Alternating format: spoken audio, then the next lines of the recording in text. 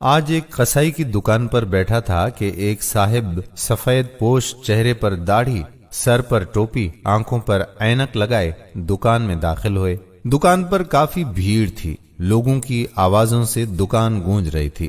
بھائی 1 کلو گوشت دینا، بھائی 3 کلو گوشت کاٹنا۔ جیسے ہی وہ صاحب داخل ہوئے، قصائی سارے گاہکوں کو چھوڑ کر ان سے مخاطب ہوا۔ جی ½ کلو گوشت، نوجوان نے کہا۔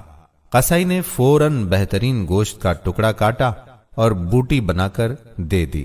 ان صاحب نے پیسے دینے کے لیے ہاتھ بڑھایا تو قصائی نے لینے سے انکار کر دیا۔ انہوں نے کہا، جاوید بھائی آپ ہمیشہ ایسا ہی کرتے ہیں۔ قصائی مسکرا دیا اور وہ صاحب دکان سے باہر نکل گئے۔ لوگ گلے شکوے کرنے لگے کہ ہم کب سے کھڑے ہیں اور قصائی کو چربی چڑھی ہے، گاہک کی قدر ہی نہیں۔ میرا بھی تجسس بڑھا، میں دکان خالی ہونے کا انتظار کرنے لگا۔ گاہک نپٹا کر جیسے ہی قصائی فارغ ہوا، میں نے کہا 2 کلو گوشت چاہیے۔ پھر میں نے پوچھا، ابھی جو صاحب آپ کی دکان سے گوشت لے کر گئے ہیں آپ کے کوئی قریبی رشتہ دار لگتے ہیں؟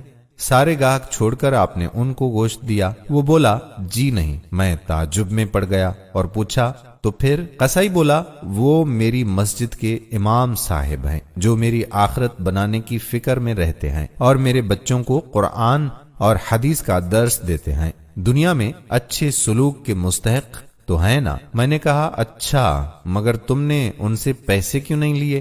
قصائی پھر مسکرایا اور بولا، کیا تمہیں نہیں پتا مسجدوں کے اماموں کو کیا دیا جاتا ہے؟ اتنے تو صاحب آپ کے بچے مہینے میں پاکٹ منی لے لیتے ہوں گے۔ میں سوچنے لگا، واقعی بات تو ٹھیک ہے۔ قصائی پھر بولا، صاحب یہ ہماری قوم کا سرمایہ ہے، ان کو بچانا ہماری ذمہ داری ہے۔ بازار کی تمام دکان والوں نے یہ متفقہ فیصلہ کیا ہے کہ مولانا صاحب سے کوئی پیسے نہیں لیں گے۔ صرف میں ہی نہیں، یہ نائی، یہ جنرل اسٹور والا، یہ ٹیلر، وہ ڈاکٹر صاحب، کریانے والا، دودھ والا، سبزی والا، کوئی ان سے پیسے نہیں لیتا۔ اتنا تو ہم کر ہی سکتے ہیں نا۔ اور پھر مسکرا کر کہا، صاحب ½ کلو گوشت کے بدلے جنت زیادہ منافع کا سودا ہے، یہ لیجئے آپ کا گوشت۔ میں نے پیسے قصائی کی طرف بڑھائے اور کہا، پر بھائی میں تو جاب کرتا ہوں، کاش میں بھی آپ لوگوں کی طرح ان مولوی صاحب کی کوئی مدد کر سکتا۔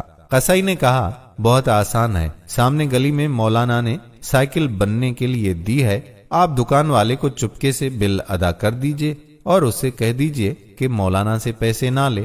میں مسکرایا اور دکان سے نکل آیا۔